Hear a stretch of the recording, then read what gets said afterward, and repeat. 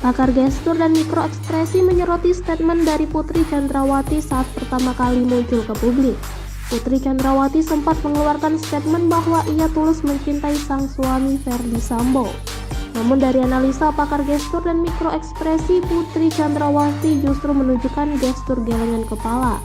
Pakar gestur dan mikroekspresi Monica Kumalasari mengatakan, ada beberapa hal yang tak lazim ditunjukkan Putri dalam kedatangannya ke Makobrimob seusai Sambo ditetapkan menjadi tersangka.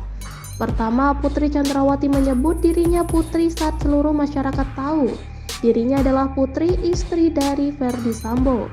Dalam statementnya itu, Putri juga diakui Monica menunjukkan ekspresi ketakutan dengan perubahan emosi yang begitu cepat.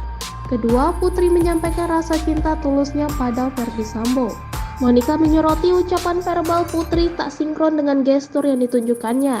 Saat mengucapkan tulus mencintai Ferdy Sambo dengan sangat halus, Putri justru menunjukkan gerakan menggelengkan kepala. Hal ini diakui Monica menjadi tidak sinkron antara ucapan verbal dan non-verbal yang dilakukannya. Kemunculan Putri Chandrawati tersebut menjadi satu-satunya kemunculan Putri yang bisa terekam kamera. Selesai menjadi tersangka, Putri tak pernah lagi menunjukkan dirinya ke publik.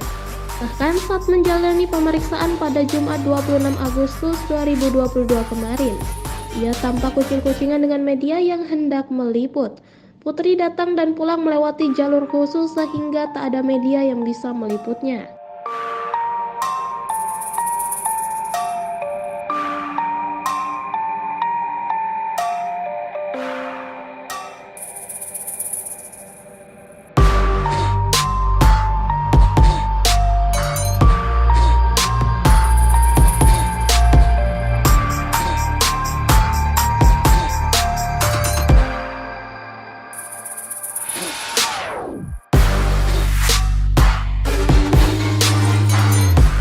Terima kasih sudah nonton.